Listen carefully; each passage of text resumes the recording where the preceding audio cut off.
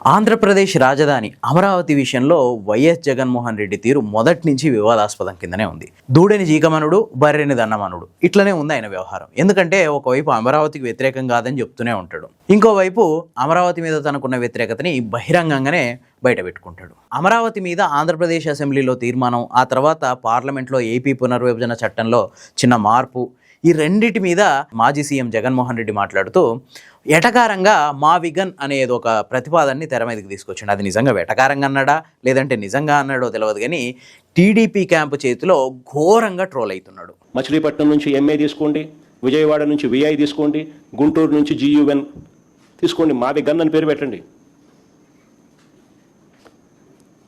మచిలీపట్నం, విజయవాడ, గుంటూరు, మా వి గన్. సరే, గన్ అంటే బాగుండదు నీకు, అది జగన్ అనేది గుర్తుకొస్తుంది లేదనుకుంటే సరే వేరే పేరు పెట్టండి. ఒక అమరావతి ఏంది, మొత్తం గుంటూరు, మచిలీపట్నం, విజయవాడ మధ్య ప్రాంతాలని మొత్తం రాజధాని కింద ప్రకటించేసేయండి అన్నట్టు మాట్లాడుకొచ్చిండు. దీనికి మా విగన్ అని పేరు కూడా పెట్టండి, ఒకవేళ దాంట్లో గన్ ఉందనుకుంటే జగన్ అనే పేరు మీకు గుర్తొస్తుంది అనుకుంటే పేరు మార్చుకోండి అని కూడా మాట్లాడిండు.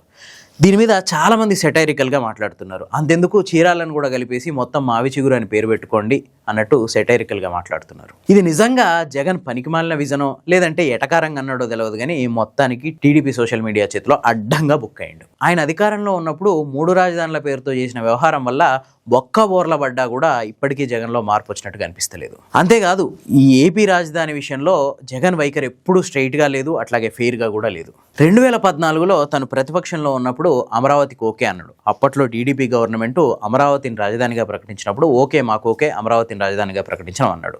నిజంగా అమరావతి మీద వ్యతిరేకత ఉంటే ఆ రోజే అసలు వద్దు, ఇది సరైన ప్రాంతం కాదని చెప్పొచ్చు కదా. కానీ ఆయన ప్రతిపక్షంలో ఉన్నప్పుడు దానికి ఓకే అని చెప్పి, అంతెందుకు 2019 ఎలక్షన్లో కూడా అమరావతి రాజధానిని మార్చను అని చెప్పి అధికారంలోకి రాగానే అమరావతిని పండబెట్టే కార్యక్రమం, అప్పటి వరకు అక్కడ జరిగిన అభివృద్ధిని పూర్తిగా తొక్కిపెట్టే కార్యక్రమం చేసి 3 రాజధానులు అనే ఒక వివాదానికి తెరదీసిండు. పోనీ తను అనుకున్న ఈ 3 రాజధానుల విషయంలోనైనా అగ్రెసివ్గా ముందుకెళ్ళిండా అంటే అది లేదు. ఎక్కడ వేసిన గొంగలు అక్కడే. 3 రాజధానుల పేరు చెప్పి ఎక్కడా ఏమీ చేసింది లేదు. విశాఖలో కాపులుప్పాడ ప్రాంతంలో ఏదో రాజధాని వస్తుందని చెప్పి హడావిడి చేసి అక్కడ భూములను విపరీతంగా రేట్లు పెంచేసి, ఆ ఋషికొండ మీద కొంత కొండను వేసి అక్కడ బిల్డింగ్ కట్టి ఇంతకు మించి ఆయన చేసింది ఏం లేదు. 3 రాజధానులు అనేది తన పాలసీ అయినప్పటికీ ఆ విషయంలో అసలు ఎట్లాంటి ముందడుగు వేయలేకపోయిండు 5 ఏళ్ల కాలంలో. ఈ అమరావతి రాజధాని విషయంలో, అట్లాగే ఈ జగన్ గారి అమాత్యుల నోటి దొరుసు విషయంలో, ఆ తర్వాత అతని చుట్టూ ఉండే కోటరీ పనికిమాలిన సలహాదారులు, వీళ్ళందరి వల్ల మొత్తానికి 2023 ఎలక్షన్లో 13 సీట్లకు పరిమితం అయిపోయాడు.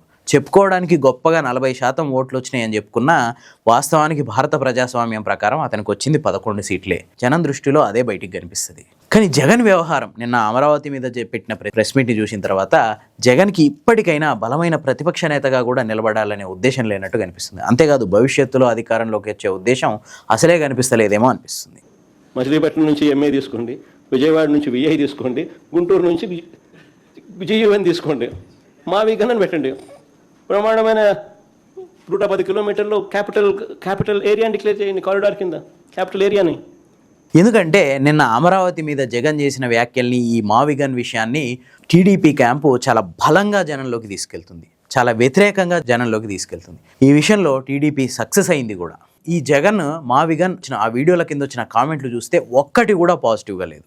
మొత్తం జగన్ని ట్రోల్ చేయడం, జగన్ని నోటికొచ్చిన మాటలు తిట్టడం తప్ప అందులో ఒక్క పాజిటివ్ కామెంట్ కూడా లేదు. దీన్ని బట్టైనా జగన్కి కనీసం అర్థం కావాలి. అంతేకాదు, ఆఖరికి వైఎస్ఆర్సీపీ సోషల్ మీడియా కూడా మావిగన్ మీద వచ్చే కామెంట్లకి కౌంటర్లు ఇయ్యలేక చేతులు ఎత్తేసింది. అసలు అమరావతిలో ఏం జరుగుతుంది? ఇప్పటికే 30,000 ఎకరాల ల్యాండ్ పూలింగ్ చేసిర్రు. ఆ మొదటి దశ తీసుకున్న రైతులకే న్యాయం చేయలేకపోతుంది గవర్నమెంట్. ఇక రెండో దశ మరో 35,000 ఎకరాల ల్యాండ్ పూలింగ్ అంటున్నారు. అసలు అక్కడ ఏం జరుగుతుంది? అభివృద్ధి ఎంతవరకు వచ్చింది? అక్కడ జరుగుతున్న అవినీతి, అడ్డదిడ్డంగా ఎవరికి పడితే వాళ్ళకి భూములు కేటాయించడం, ఇట్లాంటి విషయాల మీద కదా జగన్ ప్రశ్నించాల్సింది. అమరావతి మీద వ్యతిరేక దిశలో వెళ్తే ఏం జరిగింది, బొక్కబొర్ల పడ్డం అన్న విషయం తెలిసినాక కూడా జగన్ ఇప్పటికీ తన అమరావతి మీద తన వ్యతిరేకతను బయట పెట్టుకుంటుండంటే నిజంగా రాజకీయంగా ఎదగాలనే ఉద్దేశం లేనట్టే కనిపిస్తుంది. ఇప్పటికే ఫస్ట్ టైంలో ల్యాండ్ పూలింగ్కి భూములు ఇచ్చిన రైతులు ఆందోళనలు చేస్తుర్రు, మాకు సరైన న్యాయం జరగలేదంటుర్రు. అంతేకాదు, సెకండ్ టైం ల్యాండ్ పూలింగ్కి 35,000 ఎకరాలు సేకరిస్తామని చెప్పి నోటిఫికేషన్ ఇస్తే 10% మంది రైతులు కూడా, అంటే 35,000 ఎకరాల్లో కనీసం 3,500 ఎకరాలు ఇవ్వడానికి కూడా జనం ముందుకు రాని పరిస్థితి. ఇట్లాంటి పరిస్థితుల మీద కదా జగన్ ఇప్పుడు ఎత్తి చూపించాల్సింది. ఏం చేస్తుంది గవర్నమెంట్, ఎందుకు రైతుల్లో నమ్మకం కలిగించలేకపోతుంది, దీని మీద కదా జగన్ పోరాడాల్సింది. అది వదిలేసి పూర్తిగా రాజధాని మీదనే వ్యతిరేకత బయట పెట్టుకోవడం అనేది ఆత్మహత్య సదృశ్యం. కాకపోతే జగన్ ఒక విషయంలో మాత్రం ఈ ప్రెస్ మీట్ ద్వారా క్లారిటీ ఇచ్చింది. అదేంటంటే అమరావతికి నేను ఎప్పటికీ వ్యతిరేకమే.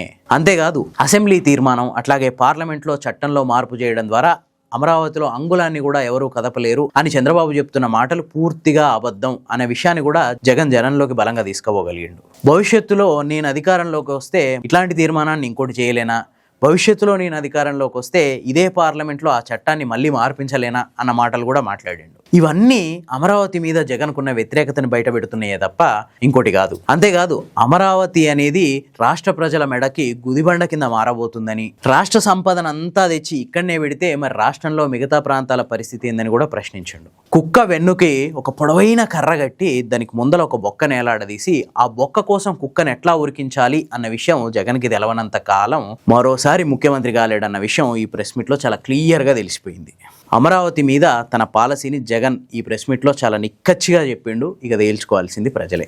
ఈ వీడియో కనుక మీకు నచ్చితే లైక్ చేయండి, షేర్ చేయండి. ఇలాంటి మరిన్ని మంచి విశ్లేషణల కోసం ది ఫోర్త్ ఎస్టేట్ ఛానల్ని సబ్స్క్రైబ్ చేసుకోండి.